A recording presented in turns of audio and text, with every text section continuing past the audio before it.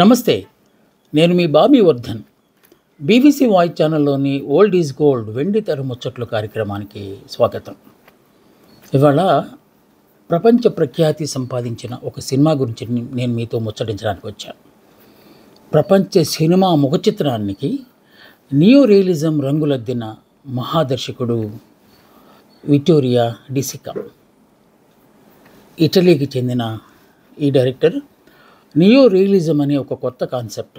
అప్పటికే మనకి సినిమాల్లో రకరకాల అంటే కమర్షియల్ సినిమా కాకుండా సమాంతర సినిమాలు అంటే ప్యారలల్ మూవీస్, న్యూ వేవ్ సినిమాలు అంటే దూసుకొచ్చినాయి. అలాగా ఆ తర్వాత నియో రియలిజం అంటే సినిమాని సినిమాగా కాకుండా ఎక్కువ వాస్తవికంగా, మనం గతంలో కూడా చెప్పుకున్నాం, వాస్తవం సినిమాగా తీయటం అనేది చాలా కష్టమైన పని అని. కానీ ఇలాంటి మహనీయులు ఆ అసాధ్యాన్ని సుసాధ్యం చేశారు. అందుకే ఇప్పటికీ ఈ సినిమా ప్రజలకు గుర్తుండిపోయింది. దాని పేరే బైసికల్ థీవ్స్. ఒక మాటలో చెప్పాలంటే సైకిల్ దొంగలు అని అర్థం. ఏంటి దొంగతనం, సైకిల్ దొంగతనం చేయటం ఏంటి? రకరకాల వస్తువులను చేయొచ్చు కదా. రెండో ప్రపంచ యుద్ధం తర్వాత ప్రపంచంలో చాలా మార్పులు వచ్చాయి. అంతా ధ్వంసం అయిపోయింది. అది ధ్వంసరచన, హింసరచన అంటారు. అదైపోయింది. ఆ తర్వాత ఏమీ మిగలలేదు చాలామందికి. ఆ నేపథ్యాన్ని తీసుకొని ఆ రోజుల్లో ప్రపంచ యుద్ధం అయిపోయిన తర్వాత ఆకలి, దరిద్రం, పేదరికం, ఏమీ లేనితనం, ఒంటరి అనే ఒకతనం, ఇవన్నీ ప్రజల్ని చుట్టూ మిట్టాడుతున్న దశలో ఈ సినిమా తీయాలనిపించింది విటోరియా డి సికా. ఆయన అంతర్మథనంలోంచి వచ్చిన ఈ సినిమా ఆ తర్వాత రోజుల్లో ప్రపంచానికి ఒక నిఘంటువులాగా, ఎవరైనా సినిమా తీయాలంటే అంటే సహజంగా సినిమా తీయాలంటే ఈ సినిమా చూసి తీరాల్సింది. అందాక ఎందుకు, మనం అంతకుముందు మాట్లాడుకున్న పతేరు పాంచాలి, మన దేశ దార్శనిక దర్శక దిగ్గజం సజ్జిత్ రే తీసిన సినిమా పతేరు పాంచాలి. అది కూడా ఈ సినిమా ప్రేరణ పొందే తీశారని ఆయన చాలా సందర్భాల్లో సగర్వంగా ప్రకటించారు. ఈ సినిమా రెండో ప్రపంచ యుద్ధం తర్వాత రోములో నెలకొన్న దయానిక పరిస్థితుల గురించి ఆయన తీశారు. అందుకే ఈ సినిమాకి బెస్ట్ ఫీచర్ ఫిల్మ్గా ఆస్కార్ అవార్డు వచ్చింది. ఈ సినిమాలో చిన్నపిల్లాడిగా చేసిన బాబుకి బెస్ట్ చైల్డ్ ఆర్టిస్ట్ అవార్డు కూడా వచ్చింది. ఈ సినిమా ఎన్నో రివార్డులు, ప్రపంచ ప్రశంసలు సంపాదించుకుంది. దీంట్లో తారలు చాలా తక్కువ ఉంటారు. మీరు గమనిస్తే ప్యారలల్ సినిమా అవ్వచ్చు, లేకపోతే ఈ నియో రియలిస్టిక్ సినిమాలు కావచ్చు, వీటిల్లో స్టారింగ్ చాలా తక్కువగా ఉంటుంది. అసలు మనం వాళ్ళు ఎవరిని గుర్తుపట్టలేం.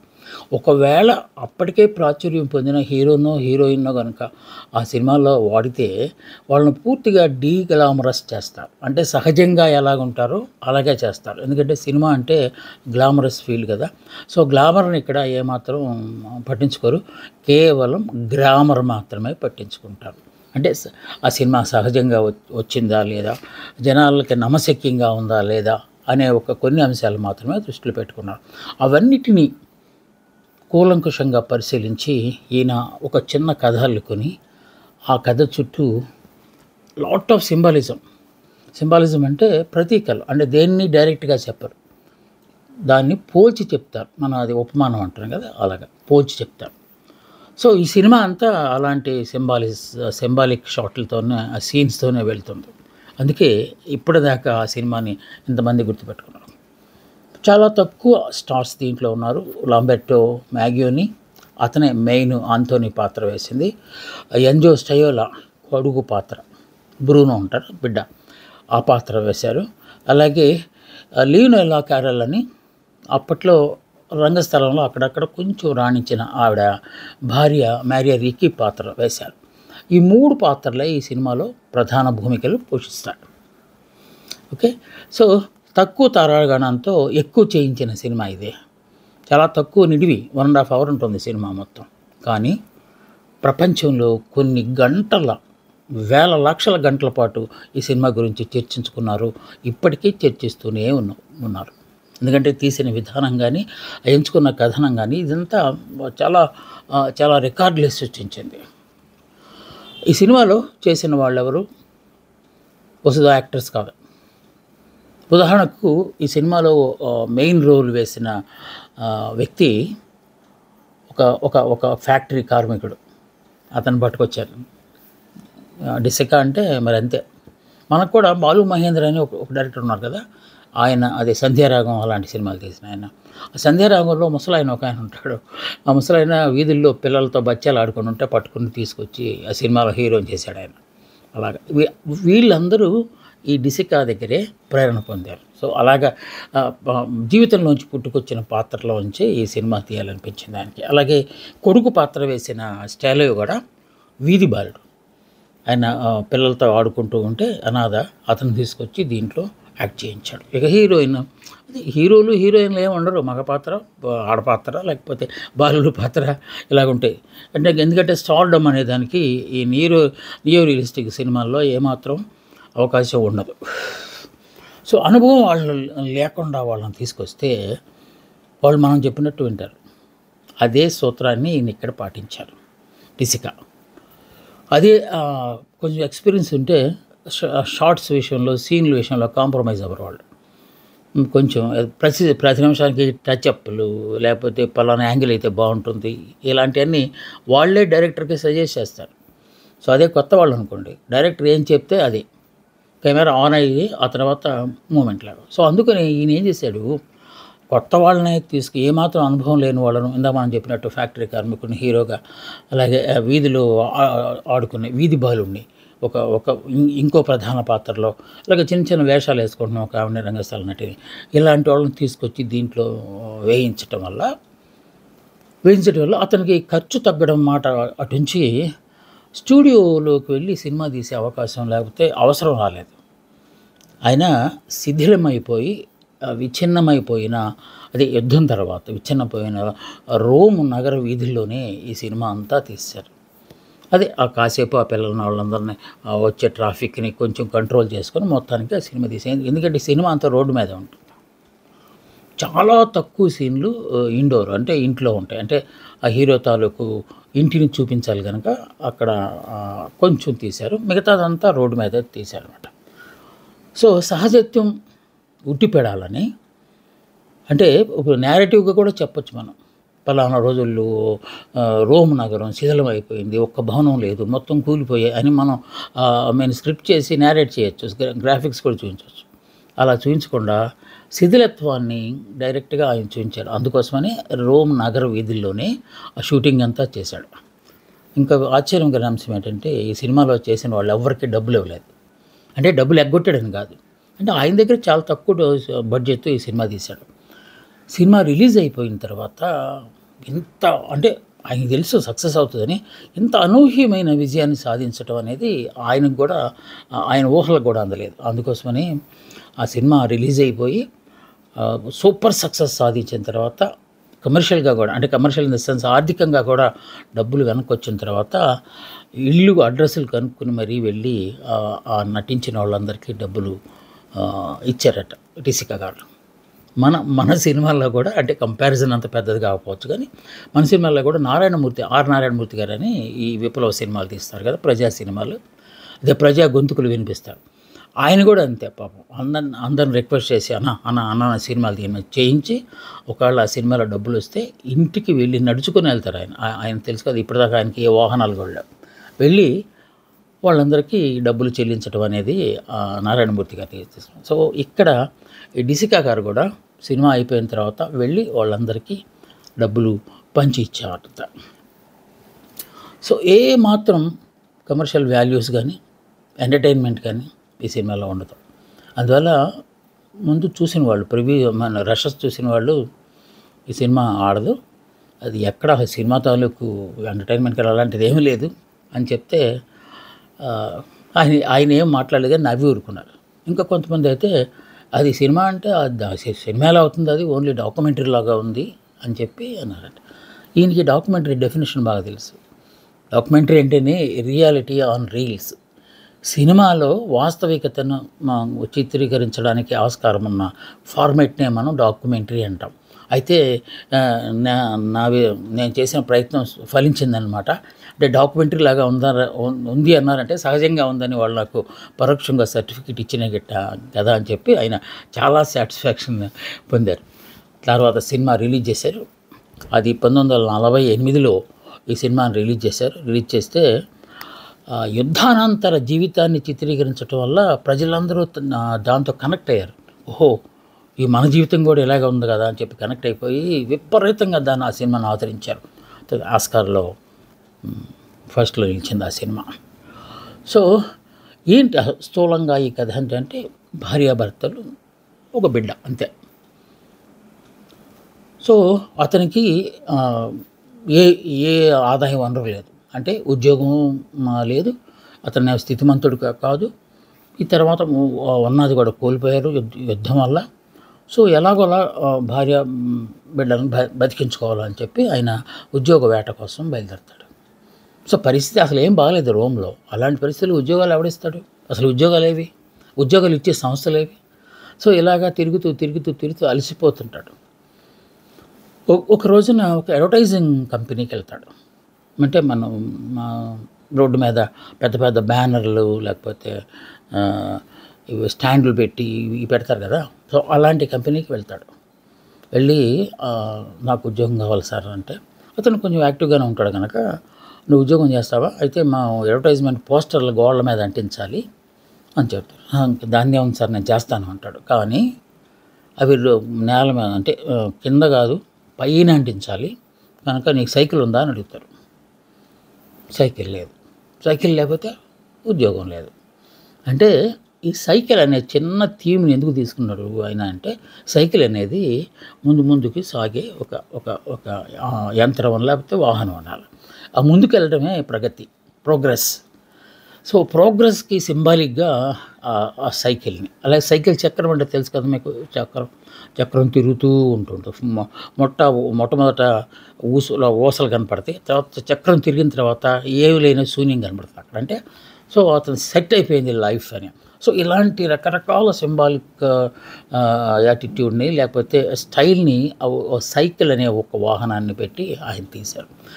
సైకిల్ లేదని చెప్పి, అయితే ఈ ఉద్యోగం కూడా రానట్టు అనుకుని ఇంటికి వెళ్ళి దిగులుగా ఉంటే భార్య అడుగుతుంది ఏంటి అని. ఉద్యోగం వచ్చింది కానీ సైకిల్ లేదని వాళ్ళు తిరస్కరించారు. సైకిల్ కోసం అంటే భార్య కొంచెం అర్థం చేసుకుని ఇంట్లో ఏవైనా చిన్న విలువైన సామాన్లు ఉంటే ఆ సామాన్లు ఎక్కడో తాకట్టు పెట్టేసి ఆ సైకిల్ కొని ఇస్తుంది అతనికి. అమ్మయ్యా! సో పెద్ద సమస్య పరిష్కారం అయిపోయింది. కొన్నిసార్లు మనం ఊహించని వాళ్ళే సమస్యలకు పరిష్కారం చూపెడతారు. ఇంట్లో భార్య, తనను పూర్తిగా అర్థం చేసుకున్న భార్య, సో తనతో పాటు కాపురం చేస్తున్న, సేల్ చేస్తున్న భార్య, ఆవిడే తన బాధను అర్థం చేసుకుని అతనికి ఏం కావాలో అది సమకూర్చింది. ఫస్ట్ డే అతను చాలా సంతోషంగా హ్యాపీగా వీధుల్లో సైకిల్ తొక్కుకుంటూ అడ్వర్టైజింగ్ కంపెనీకి వెళ్తాడు. వెళ్ళిన తర్వాత అక్కడ వాళ్ళు పోస్టర్లు కొంచెం అది అంటించడానికి గమ్ము లాంటిది, అంటే మనం ఎక్కడైతే మైదా అంటాం కదా అలాంటిది ఇస్తారు. సో ఒక నిచ్చెన కూడా ఇస్తారు. ఆ నిచ్చెన సైకిల్ దీనికి తగిలించుకొని వెళ్తాడు. వెళ్ళి ఒక చోట ఆగి ఆ నిచ్చెన గోడక తగిలించి ఈ పోస్టరు ప్లస్ ఆ బకెట్ గమ్ ఉంటుంది కదా తీసుకుని పైకి ఎక్కుతాడు. బండి ఇక్కడ స్టాండ్ వేసి పైన చిటారంగా పూస్తున్న సమయంలో ఒక దొండగుడు వచ్చి ఈ సైకిల్ తీసుకుని పారిపోతాడు. అంటే సైకిల్ని దొంగిలించి వెళ్ళిపోతాడు. పాపం ఆయన హడావుడిగా అంటించేసిన తర్వాత హడావుడిగా కింద దిగి వచ్చేసి వాడి కోసం అటు ఇటు పరిగెత్తుతాడు కనపడ్డాడు. సో అప్పుడు మళ్ళీ ఆఫీస్కి వెళ్ళిపోయి విషయం చెప్తే, మీరు ఎప్పుడు సైకిల్ ఉంటే అప్పుడే మీకు ఉద్యోగం పోయినట్టే మీద అని చెప్పేస్తాడు. మళ్ళీ పాపం దిగాలు పడి ఇంటి దగ్గర కూర్చుంటే ఒక చెయ్యి తన భుజం మీద పడుతుంది. ఆ చెయ్యి ఎవరిదో కాదు, తన సొంత కొడుకుదే, బ్రూనోది. సో అతను అంటే నేనున్నాననే భరోసా. అంటే ఈ తరం వాళ్ళు విసిగి అలిసిపోయినప్పుడు రెండో తరం వాళ్ళు మేమున్నా మీకు ఏం ప్రాబ్లం లేదు అని ఒక భరోసా చూపించే ఒక చిన్న దృశ్యాన్ని భుజం మీద చెయ్యటం ద్వారా సింబాలిక్గా చూపిస్తాడు డైరెక్టర్ దెసిక. సో వాళ్ళు ఇద్దరు డాడీ వెళ్దాం పదా, వెతుకుదాం పదా, మన సైకిల్ దొరకకుండా పోదు, అంతా నగరం అంతా మరీ రద్దీగా ఏం లేదు కదా, అంతా పాడైపోయింది కదా, ఈజీగా పట్టుకోవచ్చు అని చెప్పి వెతుకులాట. ఈ సీనే చాలాసేపు ప్రొలాంగ్ అవుతుంటుంది. అక్కడ చూస్తారు, ఇక్కడ చూస్తారు, మార్కెట్లో చూస్తారు, ఇక్కడ చూస్తారు, ఏ సైకిల్ కనపడినా ఆ సైకిల్ దగ్గరికి వెళ్ళి పరిశీలిస్తారు. ఇది మన సైకిల్ కాదు నిజాయితీ అనమాట అదే. ఆ నిజాయితీకి సింబాలిజం. చూసి చూసి ఇది మంద కాదని వదిలేయటం అంటే, అంటే గతంలో వాడు చేసిన దానిలాగా వీళ్ళు కూడా ఒక సైకిల్ దొంగిలించుకెళ్ళిపోతే సరిపోతుంది కదా! అలాంటిది ఏం చేయకుండా ఇది మన పని కాదని వెళ్తున్నప్పుడు ఒక చోట సైకిల్ కనపడుతుంది. వీడిదే, ఈ హీరోదే. వెళ్ళి పట్టుకోవడానికి వెళ్తే ఆ చుట్టుపక్కల వాళ్ళందరూ వచ్చేసి కుమ్మేస్తారు, పట్టుకుంటారు. అంటే చుట్టుముడతారు. చుట్టుముట్టి ఇది నా సైకిలు, ఎవరో దొంగతనం చేశా అంటే ఆడిని చూపెడతాడు. ఇతనే చేసిందని. అతను చేసిన దానికి సాక్ష్యం ఏంటి అంటే పెద్ద గొడవ చేస్తారు. అంటే దాదాగిరి చేస్తారనమాట. అంటే ఒంటరిగా ఉన్న వ్యక్తిని సమూహం కనుక ఒక అబద్ధాన్ని నిజం అంటే అది నిజంగానే మారిపోతుంది. సో అతన్ని అందరూ దాడి చేసే పని చేస్తారు. పని చేస్తే అతను ఇంకా భయపడి కొంత తండ్రి కొడుకులు డాడీ వచ్చేయండి అని చెప్పి మళ్ళీ వెళ్తూ ఉంటారు. ఈమె సైకిల్ కోసం ఇంత దాష్టికానికి వాళ్ళు పూనుకున్నారా చూసారా వాళ్ళు.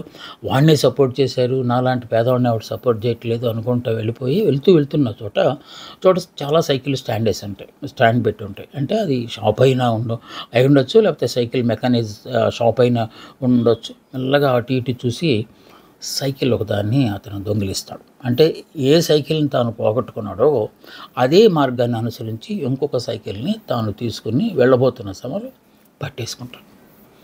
పట్టేసుకుని ఇక దొంగ అని చెప్పి ముద్ర వేస్తాడు.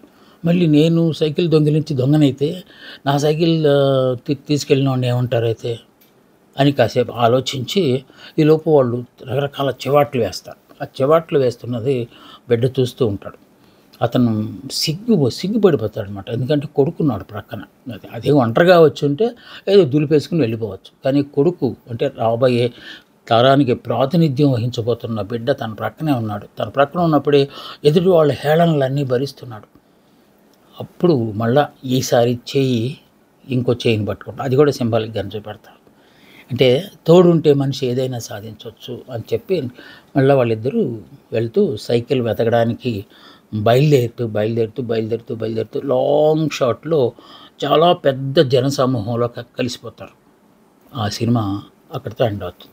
ఏం చెప్పాడు ఈ సినిమాలో అంటే, నేను చెప్పాను కదా మీకు ముందే, న్యూ రియలిస్టిక్ సినిమాల్లో ప్యారలల్ మూవీస్లో మనం అనుకున్న ముగింపు ఉండదు. ఆ తర్వాత అతనికి సైకిల్ దొరుకుతుంది. ఆ సైకిల్ తర్వాత మళ్ళీ ఉద్యోగం వస్తుంది. ఆ ఉద్యోగంలో వాడు స్థిరపడిపోయి పెద్ద భవంతులు కొంటాడు. ఇలాంటి ఎగ్జాజరేషన్స్ ఈ నియో రియలిస్టిక్ సినిమాల్లో వీలు పడదు. సో జనసమూహంలో కలిసిపోవటం అనేది దేనికి సింబాలిజంగా చూపెడతాడు దాంట్లో అంటే, మనం ఒక్కడమే కాదు, బోల్డ్ మంది ఉన్నారు. ప్రపంచం చాలా పెద్దది. మన సమస్య ఇదేంటి, ఈ సమస్య నాకే ఎందుకు చాలామంది అంటారు. నాకే ఎందుకు ఇన్ని సమస్యలు వస్తాయి అని చెప్పి చాలామంది అనుకుంటారు. ఇలాంటి వాళ్ళు ప్రపంచంలో బోల్డ్ మంది ఉన్నారురా బాబు, ముందుకు చూడు నువ్వు అని చెప్పి చూపెడతాడు. సో ఎదురుగా అంత పెద్ద జనసమూహం చూసి దాంట్లో కలిసిపోయి మన భాషలో అయితే మందిలో గోవింద అంటారు. వాళ్ళకి సమస్యలు మనకి సమస్యలు ఉన్నాయి, మనం కూడా వెళ్తాం. ఇక సైకిల్ని అంత పట్టుబట్టి ఇంత చిన్న థీమ్తో సైకిల్ ఎందుకు పెట్టారు, మనం ఇందాక చెప్పుకున్నట్టు cycle is symbol for progress అనేది దాన్ని తీసుకున్నాడు. అలాంటి దాన్ని ఆపేసాడు ఒకటి మధ్యలో. సో మనం ఏమైనా అనుకుంటే దాన్ని ముందు సాగుతున్న దాన్ని ఆపడాన్ని ఏమంటాం, ఒక హర్డిల్ అంటాం. ఆ హర్డిలే దొంగతనం ఇక్కడ. సో చాలా చాలా యాంగిల్స్, మనం ఏ విధంగా మన పర్సెప్షన్ ఏ విధంగా ఉంటే, మన ఆలోచన విధానం ఏ విధంగా ఉంటే ఆ సినిమా మనకు అలా అర్థమవుతుంది. సో ఈ రియలిస్టిక్ లేకపోతే పారలల్ మూవీ సమాంతర సినిమాల్లో ఉన్న ఒక సుగుణం ఏంటంటే ఇదే, ఆలోచింపజేస్తుంది. సినిమా అనేది ఆలోచింపజేయాలి. కాసేపు చప్పట్లు కొట్టేసి లేకపోతే కాసేపు చివరిలో క్లైమాక్స్లో దుఃఖం వచ్చేస్తే కాసేపుతో తుడిచేసుకుని బయటకు వచ్చి మర్చిపోవటం కాదు. సినిమా చూసి బయటకు వచ్చిన తర్వాత ఆ సినిమాలో ఉన్న ప్రశ్నలు, ఆ సినిమాలో ఉన్న సమస్యలు మన బుర్రలో మెల్లుతూ ఉండాలి. బయటకు వచ్చిన తర్వాత అదే అంటారు కదా, సినిమాని చూడటం కాదు, సినిమా గురించి మాట్లాడటం కూడా కావాలి. మాట్లాడటం అంటే జీవితం అంటే ఇది. సో మనం ఏం బాధపడాల్సిన అవసరం లేదు. ఆ సినిమాలో చూసారా ఎంత సింపుల్ కథ తీసుకున్నాడు అని ఇలాగ పోల్చి తమ జీవితాలతో కనెక్ట్ అయ్యి చెప్పుకోవటమే ఈ సమాంతర సినిమాల తాలూకు ప్రధాన ఉద్దేశం. అందుకే తీస్తారు ఇలాంటి సినిమాలు. ప్రశ్నలు అంటే సమాధానాలు చెప్పరు. చాలా ప్రశ్నలు వాళ్ళే లేవనెత్తుతారు. ఆ ప్రశ్నలకు ప్రేక్షకులే సమాధానం చెప్పాల్సి ఉంటుంది. సో ఆ సినిమాల్ని చాలా గొప్పగా తీసిన డిసిగా ఇప్పటికీ గొప్పగా ప్రజల్లో ఉన్నాడు. ఇక పేదరికము ఏదైనా చేయిస్తుంది అని చెప్పడానికి ఒక చిన్న బలహీన క్షణాన్ని కూడా దీంట్లో చూపించాడు. అది అతను తాను పోగొట్టుకున్న సైకిల్ దొరకపోయినా వేరే సైకిల్ని తన సొంతం చేసుకోవాలనుకోవటం అనేది మనిషి ఒక ఒక అచేతన అవస్థలో, లేకపోతే ఒక పరాకాష్ట ఏంటంటే, బలహీనతకు పరాకాష్ట ఏంటంటే తాను కూడా తప్పు చేయాలి అని అనుకోవటం. సో దాన్ని వేరే సైకిల్ తీసుకోవటం లాగా చూపెట్టడం అనేది కూడా దాంట్లో జరిగింది. అందుకే మొన్న కూడా మనం పతేర్ పాంచాలి సినిమా తీసుకున్నప్పుడు ఆ బండిలో వాళ్ళు కుటుంబం అంతా పట్టణానికి వెళ్తున్న దృశ్యాన్ని సాగదీస్తారు అంటారు కదా, ఆ సాగదీయటం కాదు అది. నువ్వేం ఆలోచిస్తున్నావు దాని గురించి ప్రేక్షకుడికి వదిలేస్తారు కదా. సో ఇక్కడ కూడా అంతే, వాళ్ళిద్దరూ తండ్రి కొడుకులు నడుస్తూ నడుస్తూ నడుస్తూ నడుస్తూ వెళ్తూ జనసమూహంలో కలిసిపోవటం అనేది ప్రపంచం చాలా పెద్దది, మనం ఇక్కడే ఆగిపోకూడదు, సైకిల్ లేనంత మాత్రాన మనకు ఉద్యోగం లేదు అనుకోకూడదు అని చెప్పడం కోసం అది బోలెడన్ని కోణాల్లో నుంచి మనం ఆ చివరి దృశ్యాన్ని అర్థం చేసుకుంటుంది. సో బైసికల్ థీవ్స్ అనేది నియో రియలిస్టిక్ సినిమా చరిత్రలో ఒక గొప్ప అధ్యాయం.